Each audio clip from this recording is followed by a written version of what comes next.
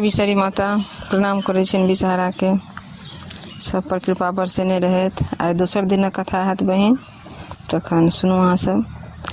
जहिया से भेल मन नहारे बिसर खसली संभानारे कानत कोरा फोरत डायर हृदय बेटी बिसर राखू नायर आबि तो लेली पांचों बहिनी सकल शरीर घम गेल बीनी बीनी हे विश्वकर्मा देलन देव दतल के देखो देलन शामिल बाइल हरे परे की बेनी गोत कह बिसे की आतर आतर लागल मोती मुक्ता गाछ पाट के थोपी चार कंचन चार मानिक वरना से दिख माइये आदित भूलना से दिख माइये मालिन भूलना डांटी लाग गरुड़ के बाला सोने बानो बान करोरा रूपे बानो गजमती माला जे बीने तीन बीने साड़ी गहा गुही पलटा दे नारी अनरा पावे नयन सजुक्ता कुटिया पावे निर्मल काया बांझा नारी पावे पुता जेई बीनी सुने चित्ता तकरा बंसने हो विषदोष तकर पुरुष चले लचकोच जौई बीनी के लागे बसात विषदोष में आवे बास को सौंदान भैर मान भैर सुहाग भैर सुंदर भय आधा सौन जगत गोसौन मधस्त जाक बेटी जुगे कुमरक बहिन औद कौद महानाग नगर श्री दाई के पांच पुत्र कोख धर नहार प्रताप बरसिबिया मदमन का धर ढाय सुनिहार पुजनिहार के हन गोसाउन दाई के एक ढक छियन पूर्वा पछुआ बसात छियन कोकिलाक सात छियन भामराक लात छियन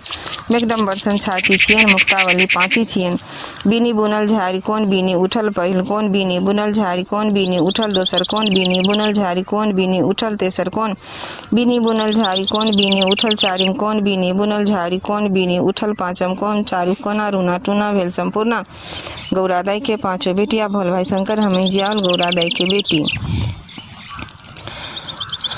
दीप दीपहारा बीनी जे छै से पबनैतिन राति के सुतऽ काल में सुनैत कहि दै छी सब बहिन सब सुनब राति के सुतऽ काल आ पूजो काल में पढ़ि लेब।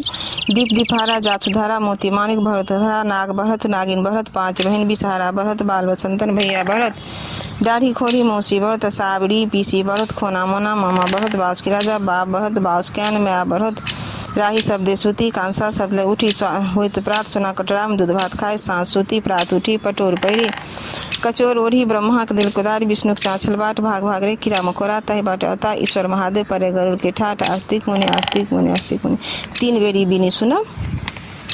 ठीक है, आप कथा शुरू करे छी। दोसर दिन का कथा हेते। आई का कथा जी है से बिहुला मनसा कथा है। तो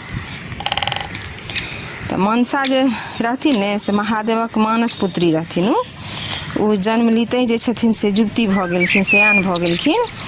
तो ओ नंगटे रहथिन ने तै दुआरे हुनका लाजक रक्षा शरीर के झाँपऽ के लेल से सौंसे देह में हुनका साँप लेपटायल रहै छलै बुझलियै। तो तै दुआरे से गौरी के नहीं पसंद रहथिन मनसा। हुनका से नाखुश रहै छलखिन।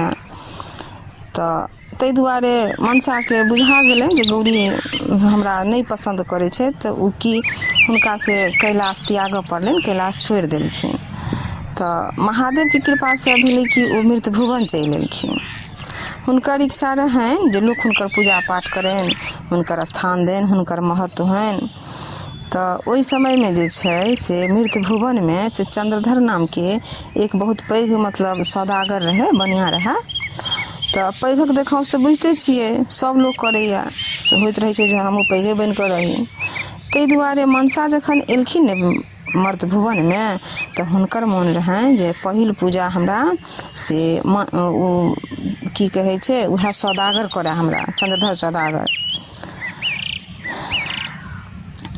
मन में रहनि हुनका जे वह हमर पूजा करे। लेकिन रहे कि तो ओ चंद्रधर सौदागर जे रहे से महादेव के परम भक्त।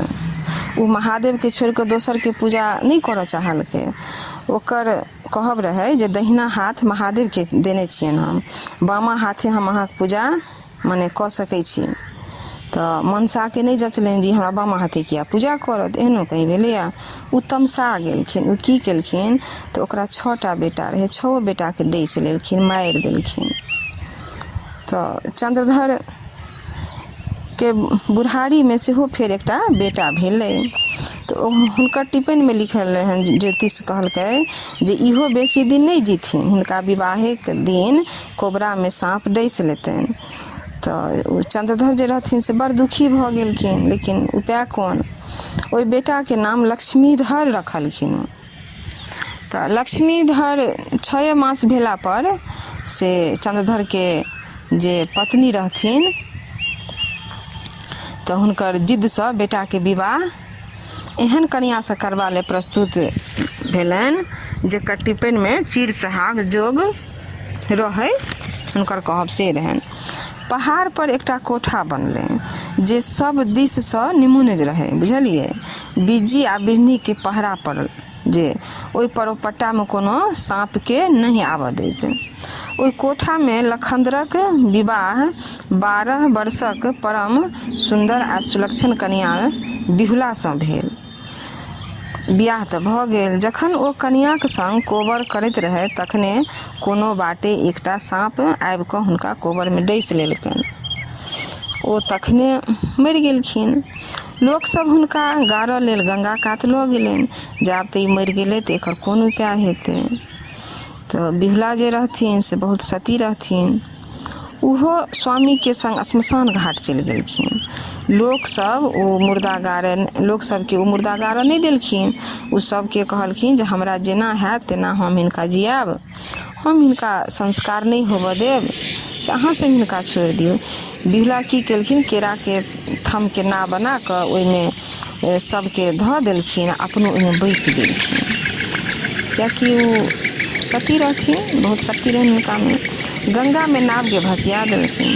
लोक सब बहुत मना केलखिन, हुनका बहुत समझेलखिन जे मरि गेलै ओ आब जीवित नहीं भऽ सकैया, अहाँ बात मानू। लेकिन ओ कहलखिन जे नहीं। जिद देख कऽ लोक सब अंतमे हुनका भाग पर छोड़ि देलखिन। की करतनि ओ बिना अन्न पानि के गंगामे मुर्दाके संग कईएक दिन तक भसियाइत रहलखिन। भेलै कि तऽ सबके मांस गलि गलि कऽ खसऽ लगलै। केराक थम सेहो सड़ि कऽ टूटऽ लागल। भसियाइत भसियाइत ओ नाव प्रयाग पहुँचल। बिहुला ओतऽ त्रिवेणी घाट पर एकटा धोबिनके कपड़ा खींचैत देखलखिन। ओ ओहिठाम रुकि गेलखिन। ओकरा संगमे एकटा छोट बच्चा रहै। ओ बच्चा ओकरा बड़ दिक्कत करे, बीच बीचमे से साड़ी खींच लै, चिचिया लगे, बदमाशी करे छोट बच्चा। धोबिन की केलकै, ओकरा खिसिया कऽ जानसँ मारि देलकै। ओकर प्राण खींच लेलक, ओकरामे एते शक्ति रहै। आ साड़ी तरमे झाँपि देलक। आ फेर जखन कपड़ा खींचल भऽ गेलै तखन की केलक तऽ बच्चाके जिया लेलक आ ओकरा काँख तरलऽ माथ पर धुआँके मोटरी उठा घरके विदा भऽ गेल। बिहुला सबटा देखैत रहथिन हुनका। बिहुलाके भेलनि जे एहि धोबिनसँ हुनकर काज भऽ सकै छै। ओहि दिन ओ ओतहि रुकि गेली। दोसर दिन जखन धोबिन फेर घाट पर आयल तखन बिहुला अपन सब हाल ओकरा कहलक। ओ ओकरासँ अपन स्वामीके जीवित करबामे मदद मंगलखिन जे देखियौ हमरा साथ एहन दिन अछि, एहन राति अछि, हमरा साथ एहन घटना भऽ गेल, हम कतऽ भऽ कऽ रहब, अहाँ हमरा मदद करू। करुणा मिनती केलखिन। बिहुलाक सुंदरता, धैर्य आ साहस देखकर धोबिनोके दया आबि गेलै। धोबिन बिहुलाके संग लऽ कऽ इंद्रक दरबारमे पहुँच गेल। ओतऽ और देवता सब रहथिन। बिहुला सब देवताके अपन वृतांत सुनेलखिन और अपन स्वामीक प्राण दानक भीख मंगलखिन। देवतागण बिहुलाक व्यवहार देखि प्रसन्न भऽ गेलखिन आ हुनका दया आबि गेल जे देखियौ एहन सुन्दरी छथिन, एहन नीक छथिन, हिनका साथ एहन घटना भऽ गेलनि से नहीं हेबाक चाही। ओ सब विषहारा मनसाके बजौलनि आ चन्नू सौदागरके अपराधके क्षमा करऽके लेल कहलखिन। बिहुला विषहाराके पैर पकड़ि विनती केलक आ आँचर पसारि कबुला केलक जे यदि पति सहित हुनक 6 भैंसुर जीव उठत तऽ ओ अपन ससुरके मना कऽ पूर्ण समारोहसँ विषहाराक पूजा करती आ मर्त्य भुवनमे हुनक प्रचार करथिन। विषहरि माता प्रसन्न भऽ सबके जीवके वरदान दऽ देलखिन। इंद्र महाराज लक्ष्मीधर सहित 7 भाइके यमपुरीसँ बाहर करबाक आज्ञा देलखिन। 7 भाइके नव शरीर दऽ बिहुलाक संग लगा देलखिन। चन्नू सौदागर बेटाक शोकसँ मरणासन भऽ गेल रहै। बुझते छियै जेकर 6 गो बेटा जे मरि गेलै एक बेरमे, ओहि बापके की हाल हेतै। देखनिहारक अभावमे धनो बीत सब बिरहा गेलै, के देखनिहार रहै। अकस्मात 7 बेटाक संग पुतोहूके आयल देख आनन्दसँ विभोर भऽ गेलखिन। हुलसि कऽ 7 बेटा आ पुतोहूके गर लगाओल। बिहुलासँ सब हाल बुझि हुनका आशीर्वादसँ ओतप्रोत कऽ देलखिन। खूब धूमधामसँ विषहाराक पूजा कयलनि। सबके हकार एवं निमंत्रण देलखिन। विषहाराक महिमाक गुणगान, हुनक पूजाक प्रचार कयल गेल। अनेको स्थान पर हुनक मंदिर बनायल गेल। ओहि दिनसँ मर्त्यभुवनमे जे छै विषहाराक पूजा होबऽ लागल। गाम गाममे हुनक गह्वर बनल आ लोक सब ढोल बजा कऽ, भीख मांगि कऽ, विषहारा गीत गाबि कऽ पूजा करब प्रारंभ केलक, जैसे कि विषहारा कृपा सब पर में बनल रहे। सबके एते विश्वास भऽ गेलै। आब जे छै से विषहारा कथा हैत। कद्रु नामक स्त्रीसँ कश्यप मुनि के 1000 साँप संतान भेलनि आ ओ संपूर्ण संसार में पसरि गेल। उ सब बड़ उत्पाती, लोक सबके बड़ तंग करऽ लगलै, सबके डसलै, लोक सब मरऽ लगलै, हाहाकार मचि गेलै, अंधुन लोक मरल। ई देख कऽ ब्रह्मा जी के बड़ माने चिंता भऽ गेलै जे एना में तऽ सृष्टिए के अंत भऽ जायत, हमर सृष्टि समाप्त भऽ जायत। ब्रह्मा कश्यप मुनि के एकरासँ त्राणक उपाय पूछलखिन करऽ, कहलखिन जे ई केना हेतै, से ई बात तऽ नहीं हेबाक चाही, एना में तऽ हमर सृष्टि खत्म भऽ जायत। कश्यप मुनि साँपक विष झाड़बाक मंत्र बनेलखिन। ओ तपस्या कऽ मनसँ विषहाराक सृष्टि कयल, तेँ ओ मनसा देवी कहल। किछु पैघ भेला पर ओ महादेव लग कैलाश चलि गेली। ओतऽ बहुत दिन तपस्या केला पर महादेव प्रसन्न भय हुनका ज्ञान एवं मंत्र देलनि आ पुष्कर क्षेत्र जाकऽ तपस्या करबाक सुझाव देलनि। ओतऽ 3 युग धरि श्री कृष्णक तपस्या केला पर ओ सिद्ध भए गेली। एतय ओ सिद्ध जोगिनी कहाओल। एखन तक हुनक विवाह नहीं भेल छल। तपस्यासँ हुनक देह सुखा कऽ जीर्ण भऽ गेल तऽ हुनक नाम जरत्कारु पड़ि गेल। तखन हुनका जरत्कारु नामक बूढ़ तपस्वी ब्राह्मणसँ विवाह भेलनि। ताहिसँ हुनका आस्तिक नामक पुत्र भेलनि। राजा जनमेजयक प्रसिद्ध सर्प जग में अनेक सर्प मरल, किंतु सब साँपके आस्तिक मुनि अपन प्रभावसँ बचा लेलनि। आषाढ़क संक्रांतिसँ नाग पंचमी धरि विषहाराक पूजा पसीजक डारि पर होइत छै। विषहारा पूजा केलासँ लोकके धन धान्यक वृद्धि होइ छै आ साँपक डर सेहो नहि रहै छै, लोक निशंक भऽ जाइए। 12 नामसँ विषहरि विख्यात छथि: जगतगौरी, मनसा, जरत्कारु, वैष्णवी, सिद्धयोगिनी, नागेश्वरी, शैवी, जरत्कारु प्रिया, नागभागिनी, आस्तिक माता, विषहारा आ महाज्ञानयुता। ई 12 नाम लैत रहलासँ लोकके अपना एवं ओकर संतान के सर्पदंशक भय नहीं रहै छै। विषहारा के कृपा ऊपर में रहै छै, विषहारा अपन कृपा बरसबै छथिन। ई 12 नाम पढ़लासँ साँप भाग्य सेहो जाइत छै। विषहारा कथा भऽ गेल। आब से आइ मंगला गौरी कथा हैत। श्रुतिकीर्ति नाम के एक राजा रहथिन। हुनका बेटा नहीं रहनि हुनका। ओ एहि लेल बड़ चिंतित रहै छलखिन जे राजा छी लेकिन भगवान एकटा बेटा नहीं देलथि। तऽ अंत में ओ भगवती के आराधना केनाइ शुरू केलखिन जे हे भगवती, हमरा प्रसन्न भऽ कऽ एकटा बेटा दिअ। भगवती प्रसन्न भऽ कऽ हुनका वरदान मांगऽ लए कहलखिन। राजा सर झुका कऽ कहलखिन, हे माता, अहाँक दयासँ हमरा कोनो चीजक कमी नहीं अछि, मात्र एकटा पुत्र छोड़ि यदि अहाँ हमरासँ प्रसन्न छी तऽ हमरा एकटा बेटा दिअ। भगवती बजली, हे सेवक, तोरासँ हम अत्यंत प्रसन्न छी, किंतु तोरा भाग्य में बेटा नहीं लिखल छौ, तऽ हम की करबौ, तोरा केना बेटा हेतौ। लेकिन तैयो हम खुश भऽ कऽ तोरा बेटा देबो। भगवती कहलखिन, यदि सर्वगुण बेटा लेमे तऽ 16 वर्ष जीतो, आ यदि चिरंजीवी बेटा लेमे तऽ महामूर्ख हेतौ। आब कह केहन बेटा लेमे तू। भगवती के बात राजा के सोच में धऽ देलक। पुरानी से विचार कयलाक उपरांत सर्वगुणीय बेटाक वरदान मांगि लेलखिन। दुनू प्राणी विचार केलथि अपना में जे की लेब, मूर्ख मोचंड लेब कि सर्वगुणी लेब। तऽ अंत में निष्कर्ष भेल जे नहि सर्वगुणी बेटा लिअ। भगवती हुनका आदेश देलखिन, हमर मंदिरक दुआरि पर जे आमक गाछ छै ताहिसँ एकटा आम तोड़ि कऽ अपन पत्नीके खुआ दै लए, अगला लगले ओकरा गर्भ रहि जेतै। राजा खुशी खुशी रानीके भगवतीके आदेशानुसार आम खुआ देलखिन। रानी गर्भवती भऽ गेलखिन। समय पर हुनका कोखिसँ सुन्दर बालक जन्म लेलक। ओकर नाम राजा चिरायु राखल। समय बीतऽ लागल, चिरायु मतलब सियान भेल। भगवती कथनानुसार राजकुमार पढ़ि लिख सर्वगुण संपन्न भऽ गेल। माय बाप अर्जन परिजन सबके अपन व्यवहारसँ प्रसन्न राखऽ लागल। शील स्वभावसँ बहुत नीक लड़का रहे। देखते देखते राजकुमार के 16 वर्ष आबि गेल। राजा के चिंता बढ़ि गेलनि जे आब तऽ हमर बेटा के मृत्युक दिन आबि गेल। रानियो बहुत दुखी रहऽ लगलखिन।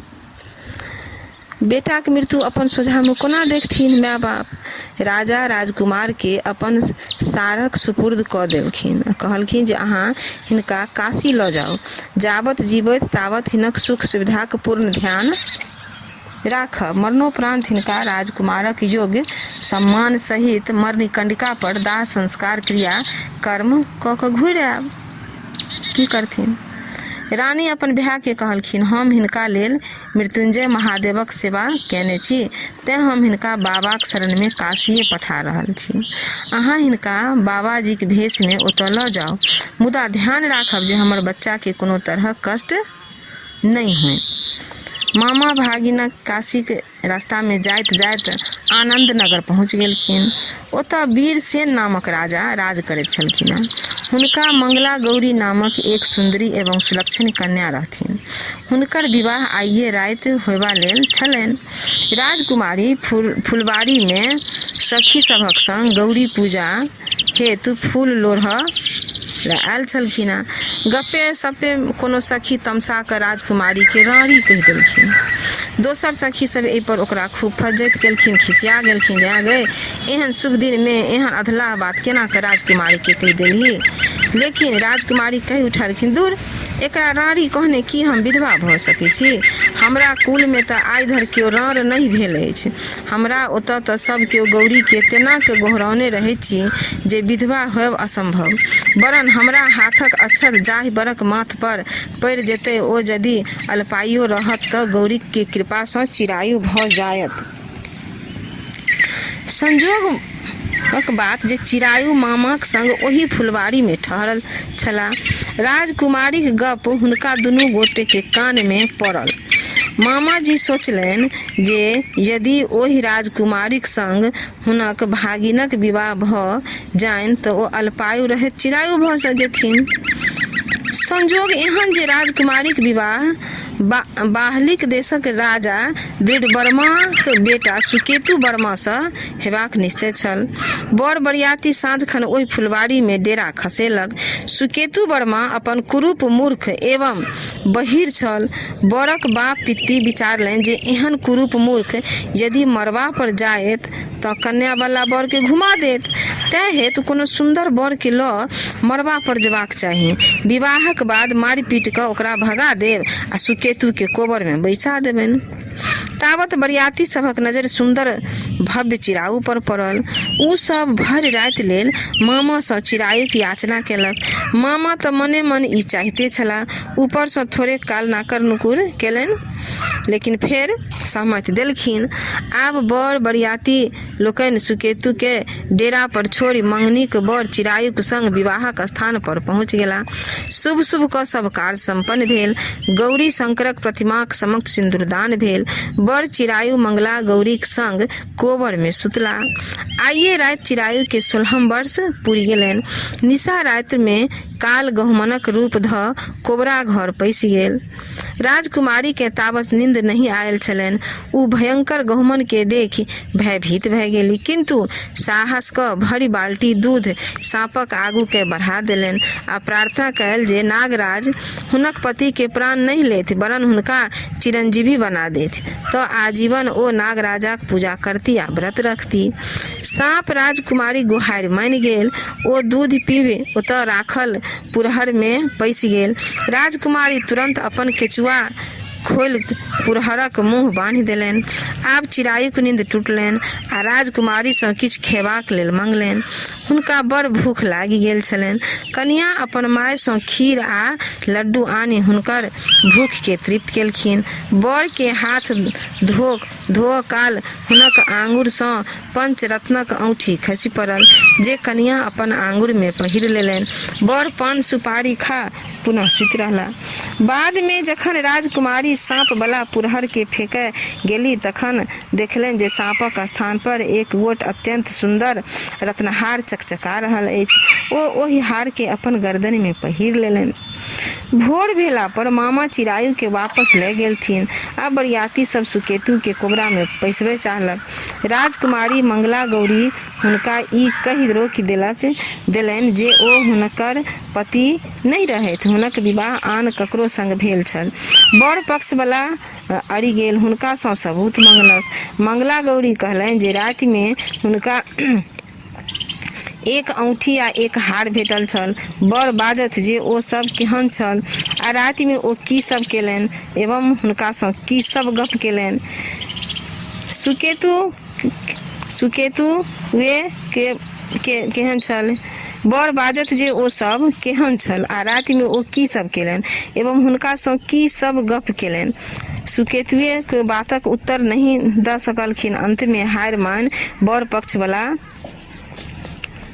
चलि गेला। राजा वीरसेन जखन सब चक्रचाली बुझलनि तखन स्तंभित रहि गेला। राजा राजकुमारीक असली बर के चिन्है लेल हुनका बाँस कोठा पर देलनि। ओतय एक चिक लगाय देल गेल जतय सँ ओ कन्या लोक सबके देखैत रहती। राजाक धारण छल जे असली बर अपन बियाही स्त्री के खोज में कहियो ने कहियो उम्हर अवश्य आओत। तखन राजकुमारी हुनका चिन्ह जेथिन। अंततः सएह भेल। चिड़ैयु अपन मामाक संग काशी, प्रयाग, विंध्याचल आदि होइत 1 वर्षक बाद ओतय एला। हुनका देखते ही राजकुमारी चिचिया उठली जे वह हुनक बर छथिन, वह हुनक प्राणनाथ जा रहल छथि। वीरसेन दुनू माम भागिन के कोठा पर बजाओल। राजकुमारीक प्रत्येक प्रश्नक उत्तर ठीक ठीक देल। राजा आनंदित भय अपन सर कुटुंब के बजा पूर्ण धूमधाम सँ विवाहक उत्सव मना बर कन्या के नाना प्रकारक आभूषण, हाथी घोड़ा, सर सिपाही संग लगाय विदा केलनि। चिड़ैयु सब सामान ल कन्या सहित अपन राजधानी पहुँचला। राजा रानी जखन सुनलनि जे हुनक बेटा पुतौह आबि रहल छनि तऽ पहिने तऽ विश्वासे नहीं भेल, कारण चिड़ैयुक मुइना तऽ आब वर्ष पुरबाक चाही। किंतु जखन बुझलनि तऽ जे बात सत्य थिक तऽ आनंदक पाराधार नहीं रहल। ततबहि में बेटा पुतौह आगू पहुँच राजा रानी के गोर लगलथिन। पुतौह मंगला गौरी के सासु भरि पाँजक कोरा में बैसौलनि। मंगला गौरी हुनका अपन नैहर में गौरी पूजा करेबाक तथा केना हुनक अनुकंपा सँ सब केओ सतत सुहागन रहैत छनि से कथा कहि सुनौलनि। तें गौरी आ नागक पूजाक साधबाक जीवन में बड़ महत्व छै। ध्यान पूर्वक ताहि दुआरे गौरीक पूजा करी, विषहाराक पूजा करी, एहिमे कोनो त्रुटि नहीं हेबाक चाही। गोर लगै छनि विषहारा के। तऽ अजुका कथा एतबे छल। आ पबनैतिन जैती से आगू गोर लगथिन तें एकटा मिनती गाबि दै छी, ठीक छै। मंजुला ले गई श्याम की बांसुरी, मंजुला ले गई श्याम की बांसुरी, मैया तेरे दुआर पर बांझिन खड़ी, मैया तेरे दुआर पर बांझिन खड़ी, पुत्र दो पुत्र देने पड़ी, पुत्र दो पुत्र देने पड़ी, मंजुला ले गई श्याम की बांसुरी, मैया तेरे दुआर पर अंधा खड़ी, मैया तेरे दुआर पर अंधा खड़ी, नैना दो नैना देने पड़ी, नैना दो नैना देने पड़ी। मंजूला ले गई श्याम की बांसुरी, मैया तेरे दुआर पर निर्धन खड़ी, मैया तेरे दुआर पर निर्धन खड़ी। धान्य दो धान्य देने पड़ी, धान्य दो धान्य देने पड़ी। मंजूला ले गई श्याम की बांसुरी, मैया तेरे दुआर पर कोढ़िया खड़ी, मैया तेरे दुआर पर कोढ़िया खड़ी। काया दो काया देने पड़ी, काया दो काया देने पड़ी। मंजूला ले गई श्याम की बांसुरी, मंजूला ले गई श्याम की बांसुरी। मैया तेरे दुआर पर सेवक खड़ी, मैया तेरे दुआर पर सेवक खड़ी। दर्शन दो दर्शन देने पड़ी, दर्शन दो दर्शन देने पड़ी। मंजूला ले गई श्याम की बांसुरी,